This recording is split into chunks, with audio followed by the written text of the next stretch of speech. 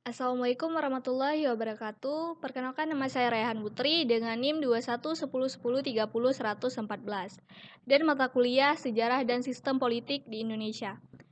Saya akan menjelaskan materi tentang sistem politik yang ada di Indonesia. Lalu, apa itu definisi dari sistem politik? Menurut para ahli, yaitu Robert Edal, beliau mengatakan bahwa sistem politik mencakup dua hal, yaitu pola hubungan yang tetap antar manusia dan melibatkan sesuatu yang luas tentang kekuasaan. Apa aja sih sistem politik yang pernah dianut oleh Indonesia? Yang pertama, sistem kerajaan.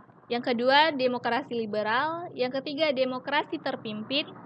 Yang keempat, demokrasi Pancasila. Yang kelima, demokrasi Pancasila pada era reformasi. Sistem kerajaan. Di sini sistem monarki dengan pemimpin yang merupakan raja atau ratu. Dan juga kekuasaan ini turun-temurun dalam keluarga kerajaan.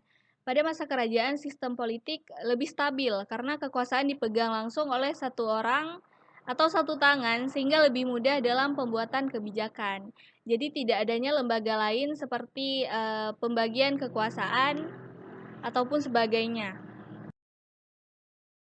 Demokrasi liberal tahun 1949 sampai 1959. Di sini tidak adanya pembagian kekuasaan, namun kekuasaan dipegang langsung oleh lembaga legislatif.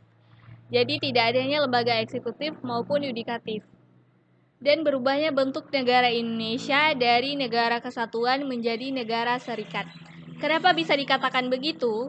Karena dulu saat Indonesia ingin merdeka, Belanda tidak ingin Indonesia merdeka, jadi mereka tetap ingin menjajah Indonesia. Sehingga pada konferensi Meja Bundar, Indonesia menetapkan dirinya sebagai negara serikat.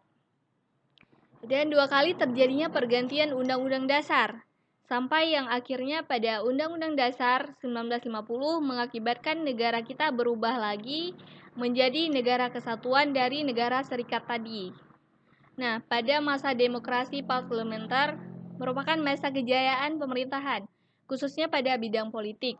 Karena adanya sistem multipartai, yang berarti semua orang bebas dalam membentuk partai politik dengan memilih sendiri ketua dan juga anggotanya. Demokrasi terpimpin itu pada masa Orde Lama, tahun 1959 sampai 1965.